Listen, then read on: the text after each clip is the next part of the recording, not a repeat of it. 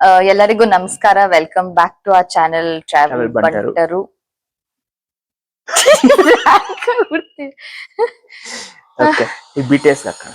Finally ಇವತ್ತು mic ತಗೊಂಡ್ ಬಂದಿದೀವಿ ನೋಡಿ. ಎಲ್ಲಾರು ಕಂಪ್ಲೇಂಟ್ ಮಾಡ್ತಾ ಇದ್ರು ವಾಯ್ಸ್ ಬಗ್ಗೆ. Finally we got our mics ready to go. Correct ಆಗಿ ಕೇಳಿಸಿ ನಾವ್ ಹೇಳ್ತಾ ಇರೋದು ಅಂತ. ಸೊ ಇವತ್ತು ನನ್ಗೆ ಯಾವಾಗ್ಲೂ ದಸರಾ ಬಗ್ಗೆ ಕೆಲವು ಡೌಟ್ಸ್ ಇತ್ತು. ಒಂದು ಗೊಂಬೆ ಏನಕ್ಕೆ ಕುಣಿಸ್ತಾರಂತ. ನಾನ್ ಚಿಕ್ಕ ವಯಸ್ಸಲ್ಲಿ ಎಷ್ಟೋ ವರ್ಷ ನಾನು ಅನ್ಕೊಂಡಿದ್ದೆ ಬರೀ ಬ್ರಾಹ್ಮಣರ ಮನೇಲಿ ಮಾತ್ರ ಗೊಂಬೆ ಇಡೋದು, ಆ 9 ದಿನ ಏನ್ ಬರುತ್ತೆ. ನಮ್ಮ ಗೌಡಾಸ್ ಅಲ್ಲಿ ಅಂದ್ರೆ ಈ ಗಾಡಿಗಳು ಪೂಜೆ ಮಾಡೋದು, ಮುನೇಶ್ವರಗೆ ಮರಿ ಹೊಡಿಯೋದು ನನ್ಗೆ ಇಷ್ಟೇ ಗೊತ್ತಿದ್ದು. ನಂಗೆ ನನ್ ರಿಲೇಟಿವ್ ಒಬ್ರೇನೆ ಅವ್ರ ಮನೇಲೂ ಗೊಂಬೆ ಇಡ್ತಿದ್ರು. ನಾನ್ ಚಿಕ್ಕ ವಯಸ್ಸಲ್ಲಿ ಎಷ್ಟೋ ದಿನ ಅನ್ಕೊಂಡಿದ್ದೆ ಆಂಟಿ ವಾಸ್ ಅ ಬ್ರಾಹ್ಮಿನ್. ಆಮೇಲೆ ದೊಡ್ಡವಳಾಗ್ತಾ ಗೊತ್ತಾಯ್ತು ಅವರು ನಮ್ ಗೌಡ್ರು. ಸೊ ಅದ್ರ ಬಗ್ಗೆ ನಿನ್ನ ಅನಿಸಿಕೆ ಏನು? ಯಾರ್ ಗೊಂಬೆ ಇಡಬಹುದು? ಸೊ ಗೊಂಬೆ ಇಡೋ ಪದ್ಧತಿ ತುಂಬಾ ಸೌತ್ ಇಂಡಿಯಾಲಿ ತುಂಬಾ ಪ್ರಾಮಿನೆಂಟ್. ಸೌತ್ ಇಂಡಿಯಾದಲ್ಲಿ ಮೋಸ್ಟ್ಲಿ, ಕೇರಳದಲ್ಲಿ ತುಂಬಾ ಕಡಿಮೆ, ಕರ್ನಾಟಕ, ಆಂಧ್ರ ಪ್ರದೇಶ್ ಮತ್ತೆ ತಮಿಳ್ನಾಡು ತುಂಬಾ ಸಿಗ್ನಿಫಿಕೆಂಟ್. ಗೊಂಬೆ ಶುರುವಾಗಿದ್ ಹೇಗೆ ಅಂದ್ರೆ, ಮುಂಚೆ ಇವಾಗ ನಾವು ಪಾರ್ಟಿಷನ್ ಮಾಡಿ ಆಂಧ್ರ, ಕರ್ನಾಟಕ, ತಮಿಳ್ನಾಡು ಆಗಿರೋದು. ಮುಂಚೆ it was all Vijayanagara empire, Wadiyar, Mysuru state ಆ ತರ ಆಗಿತ್ತು. ಸೊ ಆವಾಗಿನ ಕಾಲ ಏನಾಗಿತ್ತು, ಪಟ್ಟದ ಬೊಂಬೆ ಅಂತ ಕೇಳಿರ್ಬೋದು ನೀನು. ಪಟ್ಟದ ಬೊಂಬೆ ಅಂದ್ರೆ ರಾಜಾರಾಣಿ ಅಂತ ಒಂದು ಬೊಂಬೆ ಇಟ್ಟಿರ್ತಾರೆ. So that was the significance of Wodeyar family. Like reverence. ಒಂದು ರಾಜಾರಾಣಿಗೆ ಏನ್ ಗೌರವ ಕೊಡ್ತಿದ್ರು ಆಗಿನ ಕಾಲದಲ್ಲಿ, ಅದಕ್ಕೋಸ್ಕರ ಪಟ್ಟದ ಬೊಂಬೆ ಅಂತ ಹೇಳೋರು. ಈ ಪಟ್ಟದ ಬೊಂಬೆನ ಸ್ಟಾರ್ಟಿಂಗ್ ಯಾವ್ದೋ ಕಾಲದಲ್ಲಿ ಸ್ಟಾರ್ಟ್ ಮಾಡಿದಾಗ, so any family that had linkages to ಈ ರಾಯಲ್ಟಿ, ಅವ್ರಿಗೆ ಈ ಫಸ್ಟ್ ಟೈಮ್ ಪಟ್ಟದೊಮ್ಮೆ ಶುರು ಮಾಡಿದ್ರು. ಅವರು it's a symbol of progeny. ಪಟ್ಟದೊಮ್ಮೆ ಹೇಗೆ ಅಂದ್ರೆ, ಒಂದು ಜನರೇಷನ್ ಇಂದ ಇನ್ನೊಂದು ಜನರೇಷನ್ ಪಾಸ್ ಆನ್ ಆಗೋ ಟ್ರೆಡಿಷನ್. ಹಾಗೆ ಯಾರ ಮನೇಲಿ ಈ ಪದ್ಧತಿ ಫಸ್ಟ್ ಬಂದ್ ಪಟ್ಟದೊಂಬೆ ಇರುತ್ತೋ ಅವ್ರ ಮೇಲೆಲ್ಲ ದಸರಾ ಬೊಂಬೆ ಮಾಡ್ತಾರೆ. It's not about Brahmins, Gowda's ಆತರ ಅಂತ ಏನೂ ಇಲ್ಲ. Cost community is not a matter Dasara ಹಬ್ಬದಲ್ಲಿ. ಸೊ ಬೊಂಬೆ ಇಡೋ ಪದ್ಧತಿ ಯಾರ ಮನೇಲಿ ಬಂದಿದ್ಯೋ ಅವ್ರ ಮನೇಲಿ ದಸರಾ ಬೊಂಬೆ ಇಡ್ತಾರೆ. ಇವಾಗ ಹೊಸದಾಗಿ ಇವಾಗ ನಾನಿನ್ ಸ್ಟೂಡೆಂಟ್ ಅಂತ ಎಷ್ಟೋ ಜನ ಅನ್ಕೋತಾ ಇರ್ಬೋದು, ನಂಗೆ ಗೊತ್ತಿಲ್ಲ. ಸೊ ಇವಾಗ ನಾನು ಹೊಸದಾಗಿ ಎಷ್ಟೋ ಕಲಿತಾ ಇದ್ದೀನಿ. ಇವಾಗ ಹೊಸದಾಗಿ ಯಾರ ಮನೆಯದು ಸ್ಟಾರ್ಟ್ ಮಾಡ್ಬೇಕಂದ್ರೆ ಅದನ್ನ ಹೆಂಗ್ ಸ್ಟಾರ್ಟ್ ಮಾಡೋದು? ಸೊ ಯೂಶಲಿ ಈ ತರ ಕೆಲವು ಹಿಂದೂ ಫೆಸ್ಟಿವಲ್ಸ್ ನಾವು ಸುಮ್ನೆ ರ್ಯಾಂಡಮ್ ಆಗಿ ನಂಗೆ ತುಂಬಾ ಆಸೆ, ಭಕ್ತಿ ಜಾಸ್ತಿ ಇದೆ ಅಂತ you can't do it. So ಪಟ್ಟದ ಬೊಂಬೆ ಅಂತ ಇರುತ್ತಲ್ಲ, ಸೊ ಯೂಶಲಿ ಹೇಗ್ ಸ್ಟಾರ್ಟ್ ಆಗುತ್ತೆ ಅಂದ್ರೆ, ಇವಾಗ ಫಾರ್ ಎಕ್ಸಾಂಪಲ್ ನಮ್ಮನೇಲಿ ಹೇಗ್ ಸ್ಟಾರ್ಟ್ ಆಗುತ್ತೆ ಅಂದ್ರೆ, ಇವಾಗ ನಮ್ಮನೇಲಿ ಯಾರೋ ಹೊಸದಾಗಿ ಮದುವೆ ಆಗ್ತಾರೆ. ಸೊ ಅವ್ರ ಮನೇಲಿ ಈಚೆ ಹೋಗ್ತಾರೆ. ಅವ್ರಿಗೆ ನಾವು ಒಂದ್ ಜೊತೆ ಮದುವೆ ಆದಾಗ ಒಂದ್ ಜೊತೆ ಪಟ್ಟದ ಬೊಂಬೆ ಕೊಡ್ತೀವಿ. ಆ ಪಟ್ಟದ ಬೊಂಬೆ is a significance of you can start Dasara, ನಿಮ್ಮ ಮನೇಲಿ ದಸರಾ ಬೊಂಬೆ ಇಡ್ಬೋದು ಅಂತ. ಸೊ ಆ ತರ ಇವಾಗಿನ ಕಾಲದಲ್ಲಿ ಯೋಚನೆ ಮಾಡಿದ್ರೆ ಎನಿಬಡಿ ವಿತ್ ಗುಡ್ ಕೊಡಲ್ಲ ಅನ್ಸುತ್ತಲ್ಲ, ತುಂಬಾ ಜನ ಮನೇಲಿ ಮದ್ವೆಲಿ ಪಟ್ಟದ ಬೊಂಬೆ ಕೊಡ್ತಾರೆ.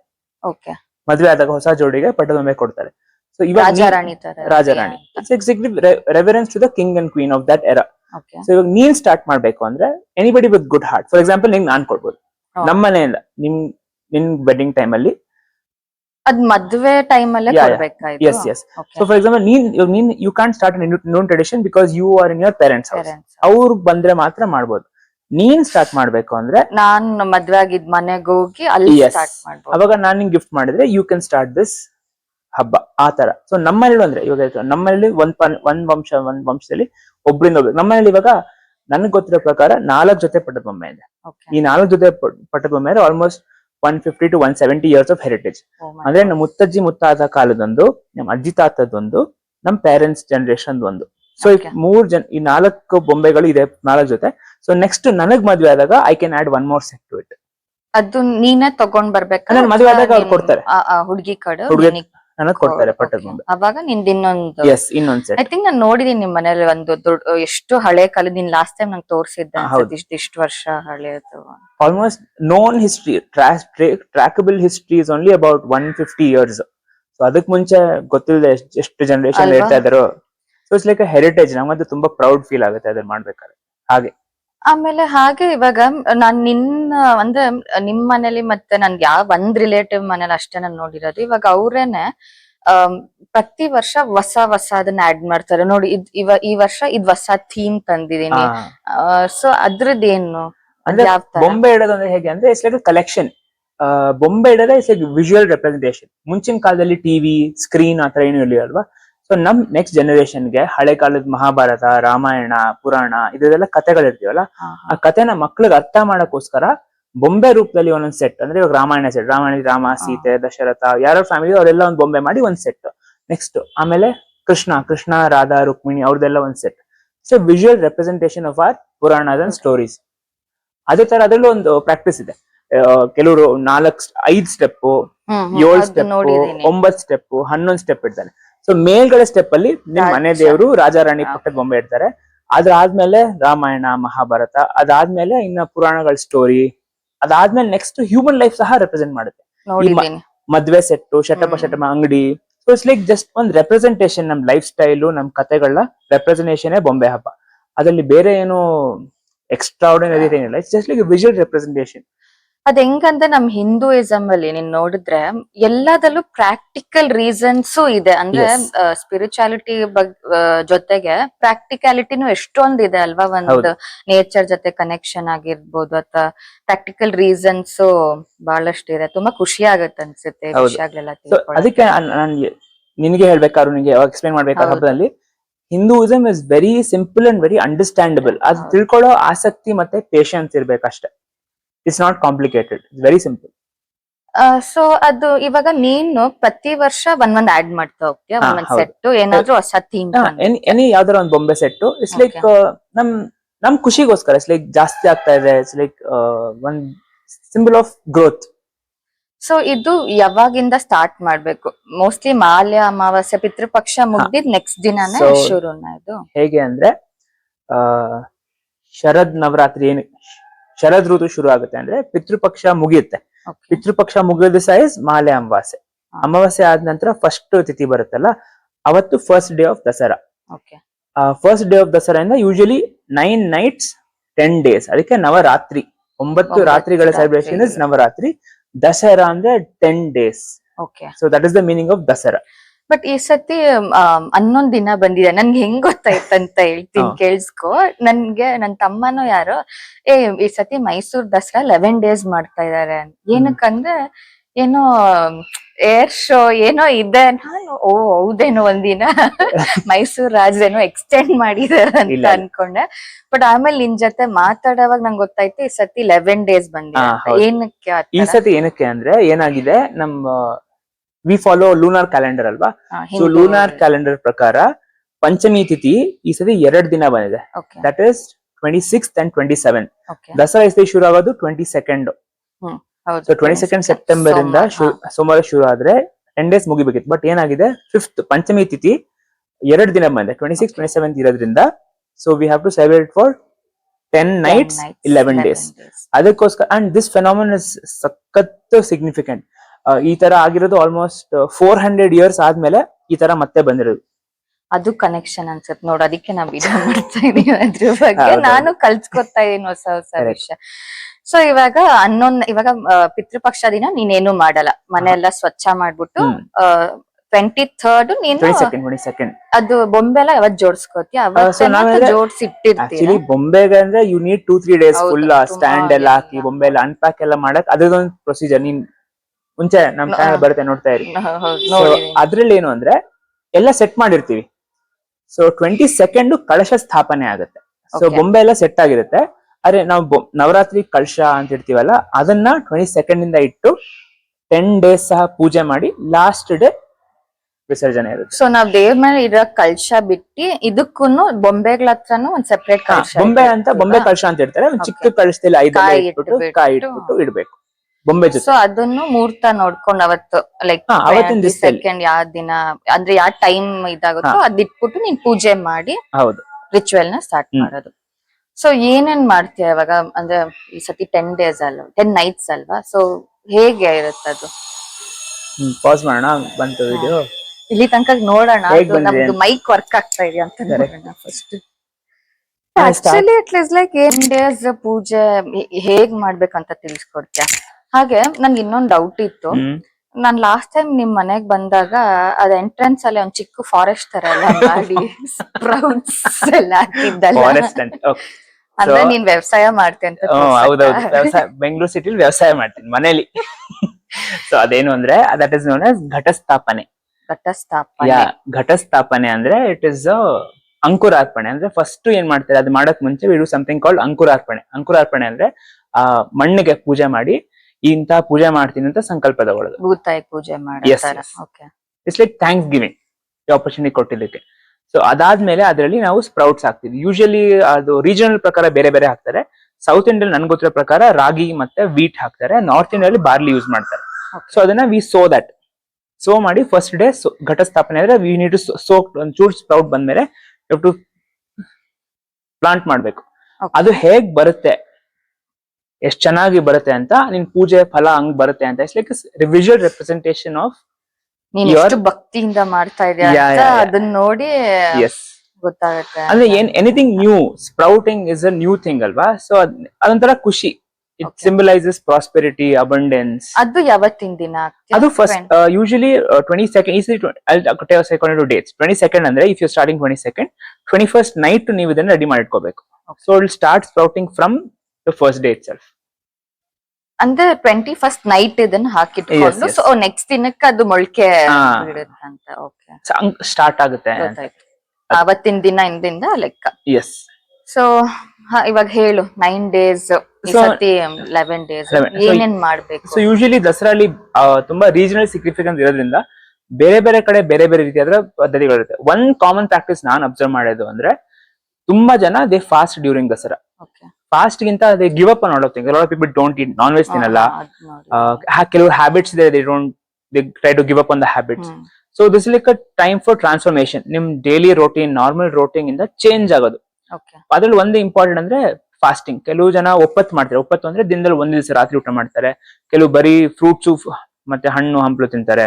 ಕೆಲವರು ಏನು ತಿನ್ನಲ್ಲ ಅಷ್ಟು ದಿನ, ಆಲ್ 10 days ಬರೀ ನೀರು. ತುಂಬಾ ಜನ ನನ್ಗೆ ಗೊತ್ತಿರೋ, ನಾನು ಮತ್ತೆ ನನ್ನ ಆಂಟಿ ಮತ್ತೆ ನನ್ನ ಫ್ರೆಂಡ್ಸ್ ಎಷ್ಟೊಂದ್ ಜನ ಗೊತ್ತಿರೋರು fast completely for all 10 days. ಇದು ಒನ್ ಪಾರ್ಟ್. ಹೊಟ್ಟೆ ಹಸಿ ಅಲ್ವಾ? ಅಂದ್ರೆ ದೇವಿ ಶಕ್ತಿ ಕೊಡ್ತಾಳೆ. ಅವಾಗ ತುಂಬಾ ಜನ ಕೇಳ್ತಾರೆ ಹೆಂಗಿರ್ತೀರಾ, ಒಂದ್ ದಿವಸ ತಿಂದಿದ್ರೆ ಇರಕ್ಕಾಗಲ್ಲ ಅಂತ. ಬಟ್ ಆ ಟೈಮಲ್ಲಿ you have that consciousness. So ಅಷ್ಟೊಂದ್ ಏನು ಆಗಲ್ಲ. ಸೊ ಇದೊಂದು ಪ್ರಾಕ್ಟೀಸ್. ಫಾಸ್ಟಿಂಗ್ ಮಾಡ್ಬೋದು. ನಿಮ್ಗೆ ಹೆಂಗ್ ಶಕ್ತಿ ಇರುತ್ತೆ, ಒಂದೊತ್ತು ತಿನ್ಬೋದು ಅಥವಾ ಫ್ರೂಟ್ಸ್ ತಿನ್ಬೋದು.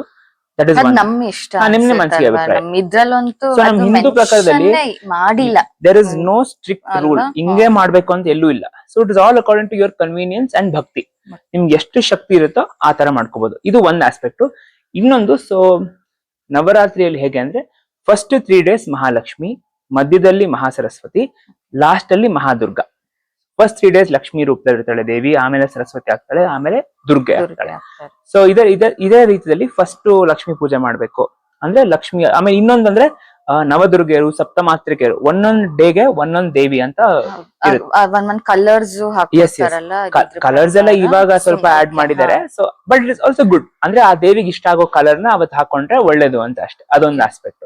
ಸೊ ಅವತ್ತಿನ ದಿವಸ ಯಾವ ದೇವಿ ಸಿಗ್ನಿಫಿಕೆನ್ಸ್ ಇರುತ್ತೋ ಆ ದೇವಿನ ಪೂಜೆ ಮಾಡಿ, ಅದಕ್ಕೆ ಆ ದೇವಿಗೆ ಇಷ್ಟ ಆಗುವಂತ ನೈವೇದ್ಯ ಮಾಡಿ ಪೂಜೆ ಮಾಡ್ಬೋದು. ಸೊ ಎವ್ರಿ ಡೇ ನಾರ್ಮಲ್ ಪೂಜೆ ನೀವು ತಕ್ಷಣ ನಾರ್ಮಲ್ ಪೂಜೆ ಮಾಡಿ ನೀನ್ ಏನ್ ನೈವೇದ್ಯ ಮಾಡಿದ್ರೆ ಅದನ್ನ ದೇವ್ರಿಗೆ ಆ ನೈವೇದ್ಯ ಅಂದ್ರೆ ನೀವು ತುಂಬಾ ಶಕ್ತಿ ಇಲ್ಲ ಅಂದ್ರೆ ನಿಮ್ ಏನ್ ನಾರ್ಮಲ್ ನೀವೇನ್ ಬ್ರೇಕ್ಫಾಸ್ಟ್ ಮಾಡ್ತಿರೋ ಅದನ್ನೇ ನೀವು ತಿನ್ನಕ್ ಮುಂಚೆ ದೇವರಿಗೆ ಅಂತ ಒಂಚೂರು ತೆಗೆದಿಟ್ರೆ ಅದೇ ನೈವೇದ್ಯ ಆಗುತ್ತೆ. So there is no strict rule ಇದೆ ಮಾಡ್ಬೇಕು. ನಿಮ್ ಶಕ್ತಿ ಇದ್ರೆ, ನಿಮ್ ಆಸಕ್ತಿ ಇದ್ರೆ ಅವಾಗ ನೀವು ತಿಳ್ಕೊಂಡು ಅದ್ರ ಬಗ್ಗೆ ಇಂಥ ದಿವಸ ಇಂಥ ಪೂಜೆ, ಇಂಥ ದಿವಸ ಇಂಥ ಸ್ವೀಟು, ಇಂಥ ದಿವಸ ಇಂಥ ಕಲರ್ ಅಂತ ಪರ್ಟಿಕ್ಯುಲರ್ ಮಾಡ್ಬೇಕು ಅಂತೀರಾ, ಯು ಕ್ಯಾನ್ ಡೂ ಇಟ್.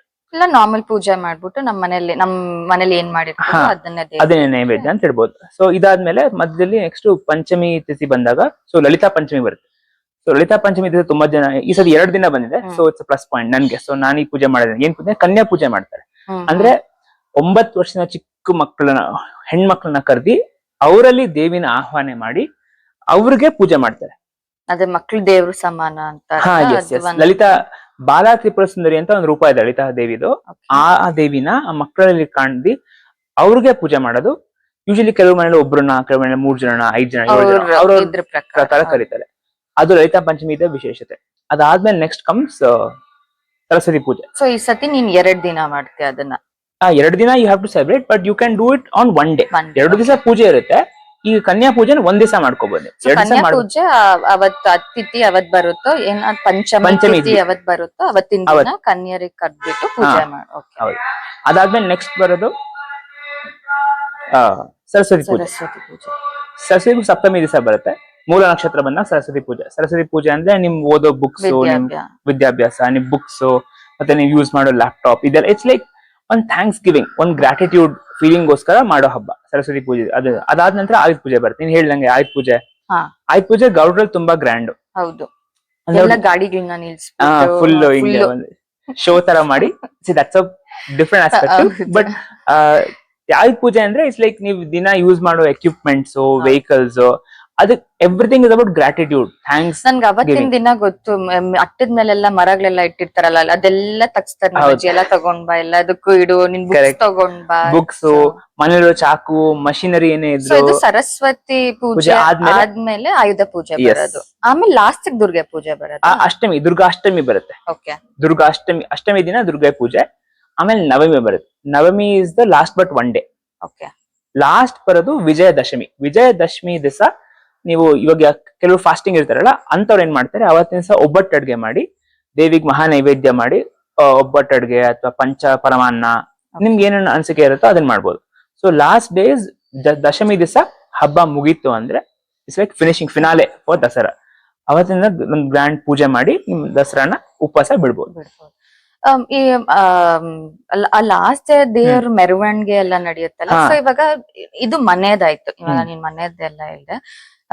ನನ್ಗೆ ಇವಾಗ ದಸರಾ ಗೊತ್ತಿದಂಗೆ ನಾನು ಹೇಳಿದ್ನಲ್ಲ ಅವಾಗ್ಲೇ, ಆಯುಧ ಪೂಜಾ, ಮರಿಯೋಡಿಯ ಇಷ್ಟು. ಆಮೇಲೆ ಈ 9 ದಿನ ದೇವಸ್ಥಾನದಲ್ಲಿ, ನಮ್ ದೇವಸ್ಥಾನಗಳಲ್ಲಿ ಪಟ್ಟದ ಬೊಂಬೆ ಅನ್ನೋದನ್ನ ಅದು ಹೊರಗಡೆ, ಅದನ್ನ ಗರ್ಭಗುಡಿ ಒಳಗಡೆ ಇಟ್ಟಿರಲ್ಲ, ಅದನ್ನ ಹೊರಗಡೆ ಉತ್ಸವ ಮೂರ್ತಿ. ಓಕೆ, ಅದನ್ನ ಪಟ್ಟದ ಮೇಲೆ ಕುಣಿಸಿ.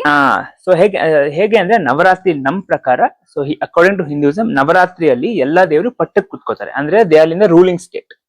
ಅಂದ್ರೆ ಆ ಟೈಮಲ್ಲಿ ಯಾರು ಗೃಹ ಪ್ರವೇಶ, ಮದ್ವೆ, ಆಮೇಲೆ ಇಂತ ಪೂಜೆಗಳು ಯಾವ್ದು ಮಾಡಲ್ಲ. ಬಿಕಾಸ್ ದೇವರು is like he's in a ruling state.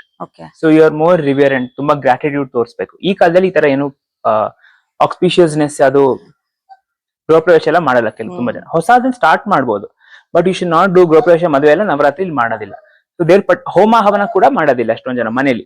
ಆದ್ರೆ ದೇವಸ್ಥಾನದಲ್ಲಿ ಹೇಗ್ ಮಾಡ್ತಾರೆ ಅಂದ್ರೆ, ಅಲ್ಲೇ ದೇವ್ರು ಇಸ್ ಲೈಕ್ ಮೋರ್ ಎನರ್ಜೆಟಿಕ್. ಈ ಟೈಮಲ್ಲಿ ನೀವ್ ಏನೇ ಕೇಳ್ಕೊಂಡ್ರು ಮ್ಯಾನಿಫೆಸ್ಟೇಷನ್ ಇದೆಲ್ಲ ಈಸಿಯಾಗಿ ಆಗುತ್ತೆ ಅಂತ. ಆಮೇಲೆ ತುಂಬಾ ದೇವಸ್ಥಾನದಲ್ಲಿ ಅದ್ಭುತವಾಗಿ ಮಾಡ್ತಾರೆ ನವರಾತ್ರಿ ಅಂದ್ರೆ. ಒಂದೊಂದ್ ದಿನ ಒಂದೊಂದರ ಅಲಂಕಾರ ಮಾಡಿ. ನಮ್ ಹಿಂದೂ ನಿಮಿಷ, ಇವಳಿಗೆ ಗೊತ್ತಾಗ್ತಾ ಇಲ್ಲ. ಈ ಕಡೆ ಬಾ ರೂಬಿ, ಇಲ್ಲಿ ಬಾ, ಇಲ್ಲಿ ಹಿಂಗ್ ಬಾ ರೂಬಿ. ಅಲ್ಲೇ ಬರ್ಬೇಕು. ಅವಳಿಗೆ ಲಾಕ್ ಆದಾಗ ಫೀಲ್ ಆಗ್ತಾ ಇದೆ. ಬಾ ಈ ಕಡೆ ರೂಬಿ. ಸಾರಿ, ಪರವಾಗಿಲ್ಲ. ಸೊ ಪಟ್ಟಕ್ಕೆ ಕೂತಿದಲ್ಲ. ಸೊ ನಮ್ ದೇವಿಯರು ಸರ್ವಾಲಂಕಾರ ಭೂಷಿತೆ, ನಾನಾಲಂಕಾರ ಪ್ರಿಯೆ. ಅಂದ್ರೆ ನಾವ್ ಯಾವ್ದೇ ರೀತಿ ಅಲಂಕಾರ ಮಾಡಿದ್ರು ಚೆನ್ನಾಗಿ ಕಾಣಿಸ್ತಾಳೆ. ಮತ್ತೆ ಬೇರೆ ಬೇರೆ ಅಲಂಕಾರ ಮಾಡಿದ್ರೆ ಇಷ್ಟ ದೇವ್ರಿಗೆ. ಸೊ ಅದಕ್ಕೋಸ್ಕರ ನವರಾತ್ರಿಯಲ್ಲಿ ತುಂಬಾ ತರ ಅಲಂಕಾರ ಮಾಡ್ತಾರೆ. ಒಂದೊಂದ್ ದಿವಸ ಒಂದೊಂದ್ ದೇವಿ ಅಲಂಕಾರ ಮಾಡಿರ್ತಾರೆ ದೇವಿ ದೇವಸ್ಥಾನದಲ್ಲಿ. ಈವನ್ ವಿಷ್ಣು ಶಿವನ್ ದೇವಸ್ಥಾನದಲ್ಲಿ ಕೂಡ ಒಂದೊಂದ್ ದಿವಸ ಒಂದೊಂದರ ಅಲಂಕಾರ ತುಂಬಾ ಚೆನ್ನಾಗಿ ಮಾಡಿರ್ತಾರೆ. Winning over evil. ಸೊ ಅದನ್ನ ಈ ಬ್ಯಾಟಲ್ ದಸರಲ್ಲಿ ಕೆಲವು ಎಷ್ಟೊಂದು ಸಿಂಬಾಲಿಕ್ ರೆಪ್ರೆಸೆಂಟೇಷನ್ಸ್ ಇದೆ. ರಾವಣನ ಸಾಯಿಸಿದ್ದು ಇದೇ ಟೈಮಲ್ಲಿ ಅಂತ ಹೇಳ್ತಾರೆ. ಆಮೇಲೆ ಮಹಿಷಾಸುರ ಮರ್ದನೆ ಆಗಿದೆ ಇದೇ ಟೈಮಲ್ಲಿ ಅಂತ ಹೇಳ್ತಾರೆ. So anything that is victory for good over evil is adherent to Dasara. ಈ ಕೋಲ್ಕತ್ತಾದಲ್ಲೂ ನಾನು ನೋಡಿದೀನಿ ದೇವಿ ರೂಪಗಳು ಬಂದಿ ಅದೆಷ್ಟು ಒಂದ್. ಐ ಥಿಂಕ್ ಇವಾಗ ನಮ್ ಕರ್ನಾಟಕ ನೋಡಕ್ ಹೋದ್ರೆ ಮೈಸೂರಲ್ಲಿ ಗ್ರ್ಯಾಂಡ್ ಆಗಿ ಮಾಡ್ತಾರೆ. ಸೊ ಆ ಒಂದ್ ರೀಜನ್ ಅವ್ರವ್ರದೇ ಒಂದ್ significance. So India is a diverse country. So ಆ ರೀಜನಲ್ ಸಿಗ್ನಿಫಿಕೆನ್ಸ್ ಜೊತೆ ನಮ್ ಹಿಂದುತ್ವನ ಸೇರಿಸಿ ಎಲ್ಲಾ ಹಬ್ಬ ಆಚರಣೆ ಮಾಡ್ತಾರೆ. ಸೊ ಬೆಂಗಳೂರಲ್ಲಿ ಕಾಳಿ ಪೂಜೆ ತುಂಬಾ ಕಾಳಿ ಪೂಜೆ ಇಸ್ ಲೈಕ್ ಗ್ರೇಟ್. ಹೆಂಗೆ ಮುಂಬೈಲಿ ಹೋಗ್ಬೇಕು. ಮುಂಬೈಲಿ ಗಣೇಶ ಉತ್ಸವ ಹೆಂಗೆ ಸಕ್ಕ ಸಿಗ್ನಿಫಿಕೆಂಟ್. ನಮ್ ಕರ್ನಾಟಕಲ್ಲೂ ಇವಾಗ ಮೈಸೂರ್ದು ನೋಡು, ಎಲ್ಲೆಲ್ಲಿಂದ ಜನ ಬರ್ತಾರೆ ಮೈಸೂರ್ ದಸರಾ ನೋಡಕ್ಕೆ. ಸೊ ಆಮೇಲೆ ಇವಾಗ ಆಯುಧ ಪೂಜಾ ಎಲ್ಲ ಆಯ್ತು.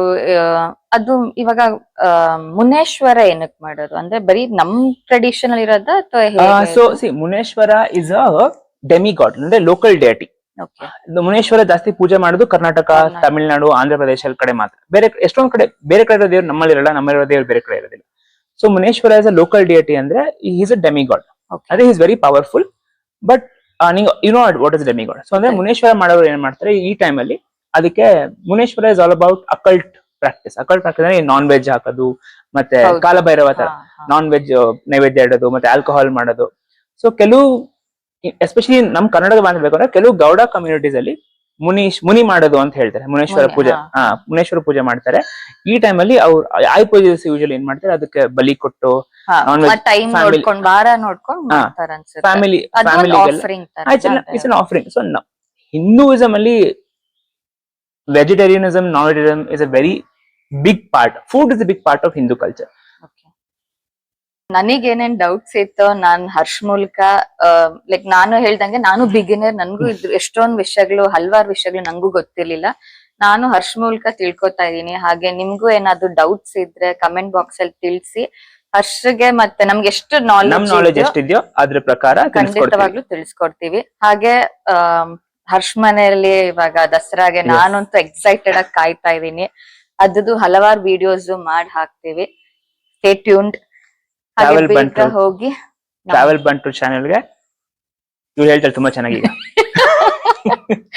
ಸಬ್ಸ್ಕ್ರೈಬ್ ಮಾಡಿ, ಲೈಕ್ ಮಾಡಿ, ಶೇರ್ ಮಾಡಿ. ಧನ್ಯವಾದಗಳು. ಧನ್ಯವಾದಗಳು.